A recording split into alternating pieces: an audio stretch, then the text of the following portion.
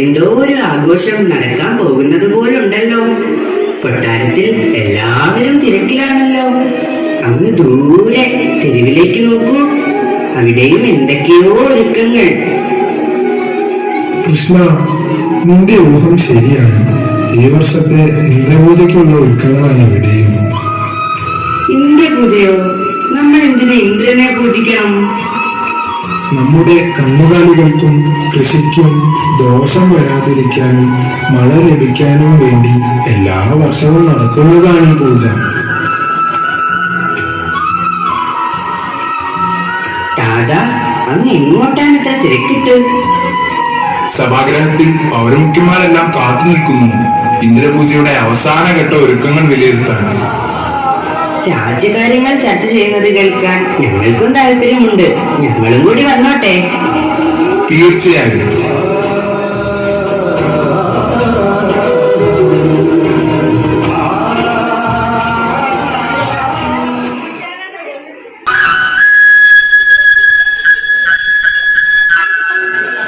എല്ലാവരും യഥാസ്ഥാനങ്ങളിൽ ഇരിക്കൂ. ഇന്ന് നമ്മുടെ സഭ കുമാരന്മാരുടെ സാന്നിധ്യം കൊണ്ട് ശ്രദ്ധേയമാണ്.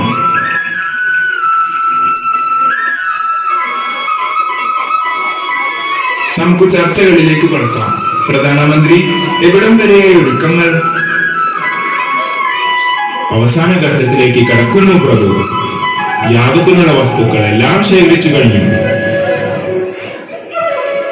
നാടും നഗരവും ശുദ്ധിയാക്കി, വീടും തെരുവുകളും അലങ്കരിക്കപ്പെട്ടു കഴിഞ്ഞു. പന്തലുകൾ ഒരുങ്ങി, കലവറ നിറച്ചു, ഊട്ടുപുരകൾ സജ്ജമായി. അതിഥികൾക്കുള്ള മന്ദിരങ്ങളും ഒരുങ്ങിക്കഴിഞ്ഞു പ്രഭു. സന്തോഷം. എല്ലാവരും അവരവരുടെ ചുമതലകൾ ഭംഗിയായി നിർവഹിച്ചിരിക്കുന്നു. എനിക്ക് നിങ്ങളെ ചൊല്ലി അഭിമാനമുണ്ട്. ഈ വർഷത്തെ ഇന്ദ്രപൂജ പൂർവാധികം ഭംഗിയായി കൊണ്ടാടപ്പെടുമെന്ന് ഞാൻ വിശ്വസിക്കുന്നു. പിതാവേ, ക്ഷമിക്കണം. ഇന്ദ്രപൂജയോട് ഞങ്ങൾക്ക് വിയോജിപ്പുണ്ട്.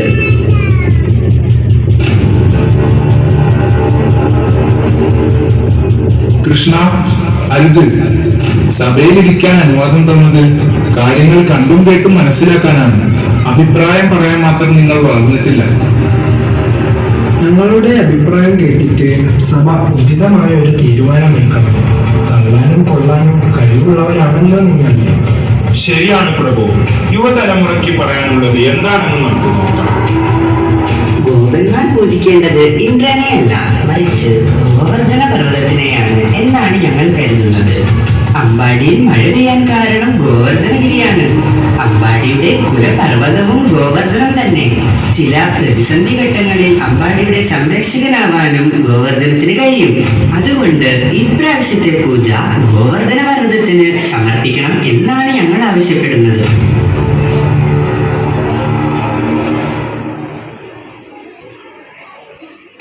എന്താണ് ആരും മിണ്ടാത്തത്? അനുഭവ സമ്പന്നരായ പൗരന്മാർ നിറഞ്ഞ ഈ സഭാഗ്രഹം എന്താ ഇത്ര മൗനമാവാൻ? ക്ഷമിക്കണം, കുമാരന്മാർ പറഞ്ഞതിലും കാര്യമുണ്ടെന്നാണ് അടിയന് തോന്നുന്നത്. എനിക്കും അതിനോട് യോജിപ്പ് തോന്നുന്നു പ്രഭു. എനിക്കും ഞങ്ങൾക്കും. എല്ലാവരും ഏക അഭിപ്രായക്കാരാണെങ്കിൽ അങ്ങനെ തന്നെ ആവട്ടെ. ഈ പ്രാവശ്യത്തെ പൂജ ഗോവർദ്ധനഗിരിക്ക് സമർപ്പിക്കാം.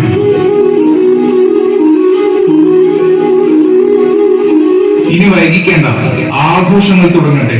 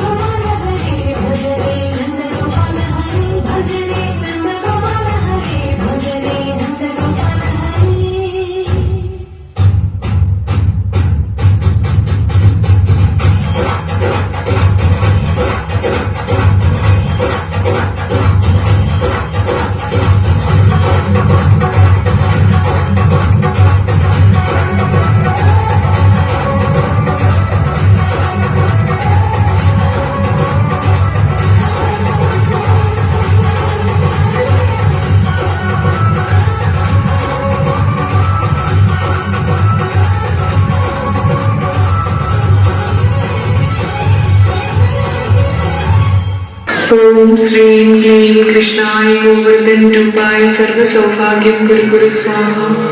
ओम श्रीं क्लीं कृष्णाय गोवर्धन रूपाय सर्व सौभाग्यम गुरु गुरु स्वाहा।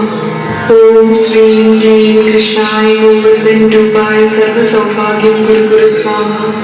ओम श्रीं क्लीं कृष्णाय गोवर्धन रूपाय सर्व सौभाग्यम गुरु गुरु स्वाहा।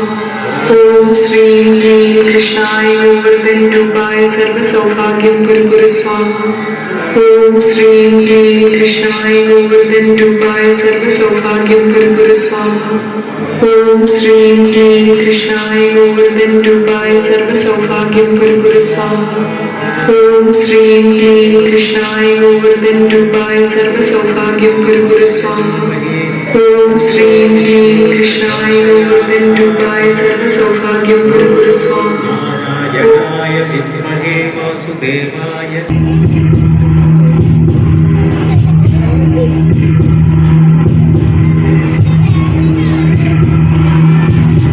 നാരായണ നാരായണ നാരായണ നാരായണ. എന്നാണ് ദേവാധിപ വിശേഷം? അങ്ങ് അസ്വസ്ഥനായി കാണപ്പെടുന്നുവല്ലോ. മഹാമുനി നമസ്കാരം. അങ്ങ് ഭൂമിയിൽ നിന്നാണ് വരുന്നതെന്ന് തോന്നുന്നു. എന്താണ് അവിടെ വിശേഷം? നാരായണ നാരായണ, അവിടെ വിശേഷം മാത്രമേ ഉള്ളൂ. അമ്പാടിയിൽ ഗോപന്മാർ ഗോവർദ്ധനത്തെ പൂജിച്ചുകൊണ്ട് ഗംഭീരമായ യാഗം നടത്തി. ഒരുക്കങ്ങളും ആഘോഷങ്ങളും വിവരിച്ചാൽ തീരില്ല. ഗോവർദ്ധനത്തെയോ? എന്തിന്? കന്നുകാലികളും കൃഷിയും സംരക്ഷിക്കപ്പെടാനുള്ള വാർഷിക പൂജ ഈ വർഷം ഗോവർദ്ധനത്തിന് സമർപ്പിച്ചിരിക്കുന്നു. ഞാൻ എന്താണ് കേൾക്കുന്നത്? മഴയുടെ ദേവൻ ഞാനല്ലേ? എനിക്കല്ലേ ആ പൂജ അർഹതപ്പെട്ടത്? അല്ല, അവരുടെ മഴയും ഗോവർദ്ധന പർവ്വതമാണത്രേ നിശ്ചയിക്കുന്നത്. ഓഹോ, അമ്പാടിയിലുള്ളവർക്ക് അത്രയും അഹങ്കാരമോ? ഇന്ദ്രൻ ആരാണെന്ന് അവർ അറിയാൻ പോകുന്നതേയുള്ളൂ. നമ്മെ അപമാനിച്ചതിന്റെ ഫലം അവർ അനുഭവിച്ചേ തീരൂ. നാരായണ നാരായണ, അഹങ്കാരം അസൂയ ഇവ ദേവരാജാവിനായാലും നല്ലതല്ല.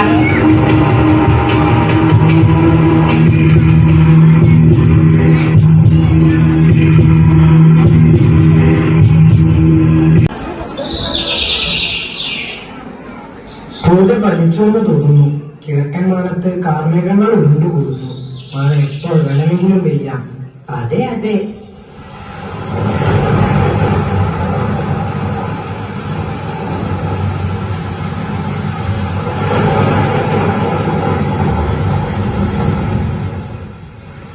ഇതെന്തു കഥ? മഴ നിൽക്കുന്നില്ല. ഇത് ഗോവർദ്ധനത്തിന്റെ അനുഗ്രഹമോ ഇന്ദ്രന്റെ ശാപമോ? ശാപമോ? അതെ, പൂജ മുടക്കിയതിലുള്ള ഇന്ദ്രകോപം. ദൈവമേ, ഇനി എന്തൊക്കെ അനർത്ഥങ്ങളാണാവോ വരിക. നമുക്ക് കൃഷ്ണനെ തന്നെ അഭയം പ്രാപിക്കാം. അയാളാണല്ലോ ഒരു മാറ്റം പറഞ്ഞത്.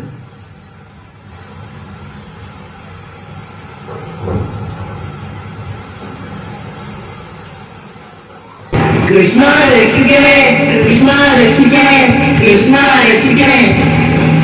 ശക്തമായ ഈ മഴയിൽ അമ്പാടി ഒഴുകിപ്പോകും. കന്നുകാലികളും കൃഷിയും നശിക്കും. വലിയൊരാപത്ത് വരുന്നു. എത്രയും പെട്ടെന്ന് എന്തെങ്കിലും ചെയ്യൂ. ശാന്തരാകൂ, നമുക്ക് ആലോചിച്ച് തീരുമാനമെടുക്കാം. കുട്ടികളുടെ അഭിപ്രായം മാനിച്ചാണല്ലോ നമ്മൾ ഇങ്ങനെ തീരുമാനിച്ചത്. അവരൊരു പരിഹാരം കാണാതിരിക്കില്ല. അമ്പാടിയെ സംരക്ഷിക്കാൻ ഗോവർദ്ധനഗിരിക്ക് കഴിയും. എല്ലാവർക്കും ഗോവർദ്ധന പർവ്വതത്തിന്റെ അടുത്തേക്ക് ചെല്ലാം.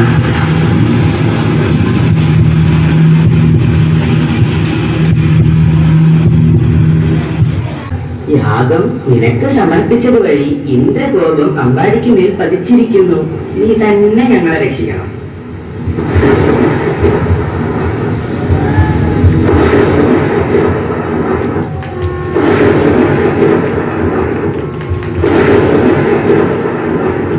കൃഷ്ണ, അങ്ങയുടെ മഹത്വം മനസ്സിലാക്കാതെ ഞാൻ അഹങ്കരിച്ചിരിക്കുന്നു. എന്നോട് ക്ഷമിക്കണം. അമ്പാടിയിലെ ജനങ്ങളുടെ മേലുള്ള ശാപം ഞാൻ ഇപ്പോൾ തന്നെ പിൻവലിക്കാം.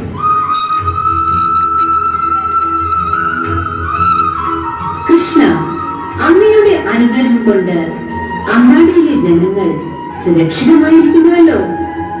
അങ്ങയെ ഗോപന്മാരുടെ ഇന്ദ്രനായി ഞാൻ എന്റെ ക്ഷീരം കൊണ്ട് അഭിഷേകം ചെയ്യുന്നു.